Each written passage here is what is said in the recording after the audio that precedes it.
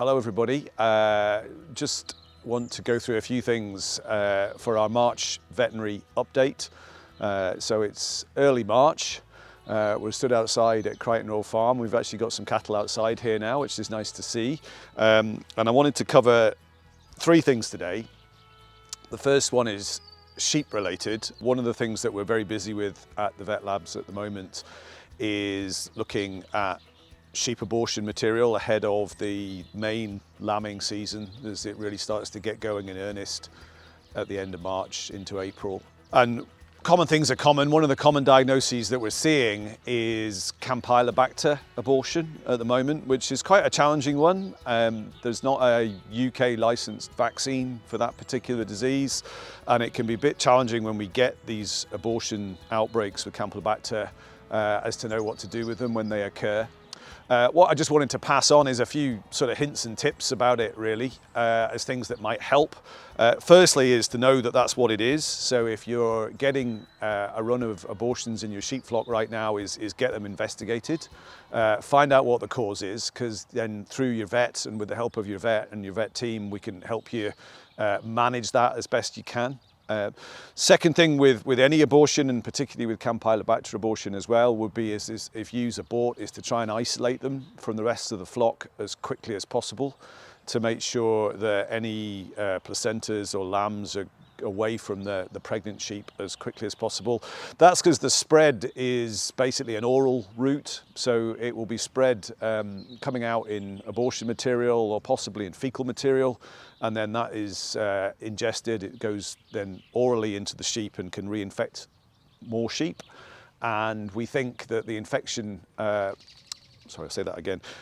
We think that the incubation period is somewhere anywhere between a week and 3 weeks in terms of when an animal becomes exposed to this and when she might abort. So trying to minimize that spread is really, really important.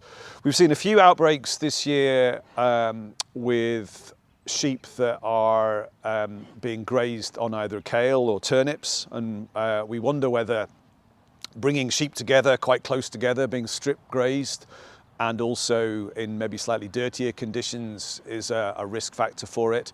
So ahead of lambing, not only isolating any sheep that abort, but spreading sheep out as much as possible, trying to avoid bringing them close together and improve the hygiene around about is really, really important.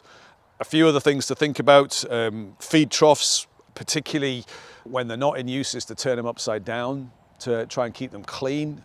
We wonder whether birds pecking at the remains of any feed that are in the feed trough is a way that it might be spread. So turning those upside down can really help. And if you're feeding sheep outside with troughs or with a snacker, is to try and change the area that they're fed every single day, so we're not getting any buildup of contamination in a particular area. So spreading the risk is really, really important, and that's something that I think can actually help. Coming back to one of my earlier points, getting a diagnosis and working with your vet and your vet team on this is really, really important. Thinking about any treatment strategies that might be worth considering for different causes of abortion, and also thinking about vaccine strategies for forthcoming seasons. One of the good bits of news, if you call it that, around Campylobacter abortion is that when they happen, usually it is better the following year and the year after because the flock is immune. They build up quite a good bit of immunity to it in the first year. But that's not always 100% either, and I think we need to bear that one in mind. And there are vaccines that can be used, that can be imported on special license, that can be used to help control this disease in the future. So there's various things to think about in discussion with your vet. The next one we wanted to talk about, and it's not too late to do this if depending on when your suckler calving season starts, is checking the metabolic status of suckler cows ahead of calving. It's something that we're doing quite a lot of at the moment with various different herds, and it always throws up really, really useful information. So one suggestion is that picking cows maybe 3 to 4 weeks ahead of calving as a minimum. Picking 6 cows to blood sample and really ask those cows what they think about the diet that they're being fed and the way it's being fed in the run-up to calving, so that we're just really asking them as a check on what they're feeling about what they're being fed and what implications that might have for the success of their calving and how they rear their calves. Picking half a dozen cows, perhaps across a range of body conditions, but all outwardly healthy, is the best way to go, and noting down their body condition score and some information about the ration that they're on really helps with interpretation of the results. But essentially with this, what we're checking on is the energy status of these cows ahead of calving, making sure that they're getting enough energy going into them, and particularly in relation to body condition. Checking the protein status of these cows to make sure that they're being supplied with enough protein to ensure that colostrum quality is good. Particularly checking some of the key macromineral statuses, so particularly magnesium levels of these cows ahead of calving. We know that magnesium can be limiting in quite a lot of the diets that suckler cows are fed, just to ensure that the mineral supplementation is as good as it could be, and if necessary, checking trace element levels as well. And it's rare to come across a circumstance when doing these checks ahead of calving doesn't provide some useful information, some things to change, perhaps some tweaks to the diet, some tweaks to how the diet is being fed, as well as what is being fed, that can help ensure that the calving that again is about to start works as optimally as it can. The final thing that I wanted to talk about today is really just a forward look to the next few weeks and months, either with growing lambs, with suckled calves that are turned out, or indeed with the type of cattle that's behind us here is freshly turned out dairy young stock, is the risk of coccidiosis.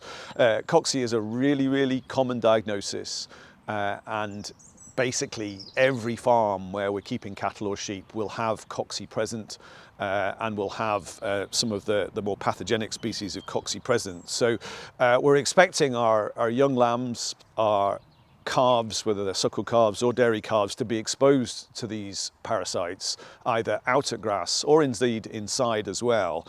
And it's just how best we manage this. In an ideal world, what I would like these animals behind me to experience is that they slowly get exposed to tiny doses of coccidia. And if they do that, then they can manage that infection really well.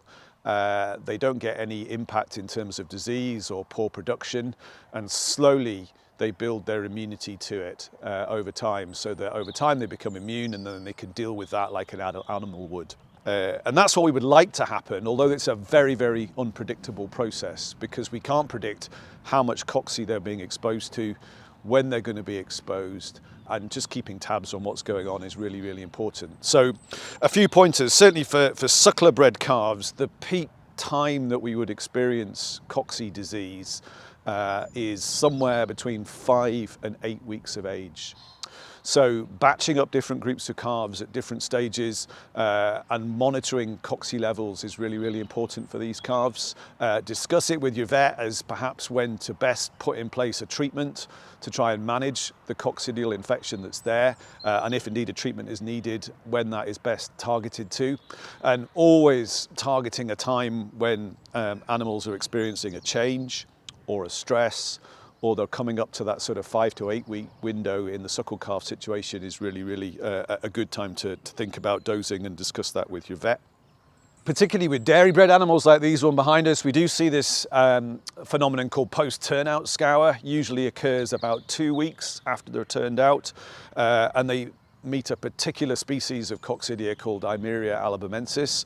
Don't worry about the fancy name. What you need to remember is that it's got quite a short life cycle, and will give you scour and production issues, usually within a couple of weeks of them turning out and meeting the parasite for the first time and becoming exposed. So again, if you're seeing cattle that might be scouring, yes, it might be a diet change, yes, it might be a diet check, but always think about coccidiosis as something that we need to perhaps think about and perhaps control. There are plenty of drugs available that work in different ways, so it's worthwhile discussing that with your vet. A couple of things to remember about the drugs: none of them have any persistent activity, so they kill what's there today, but they don't then go on to provide any long-acting cover for an animal, which means the timing of it is really important. There's also no point in treating an animal if they've got a very low burden. because there's not much there to actually treat. And that's where, again, knowing the burdens, the challenges and the timings is really, really important. One other thing perhaps to remember on the suckler situation as well is that what we have seen on a few farms in the last few years is certain fields, certain paddocks, or even certain parts of fields obviously pose a massive risk as far as coccidiosis is concerned.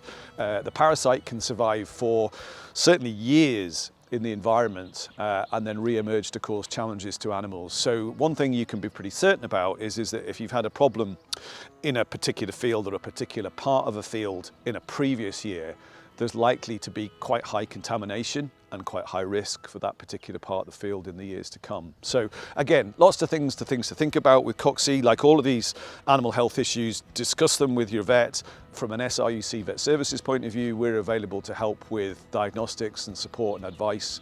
And let's hope for a happy and healthy turnout calving and lambing season.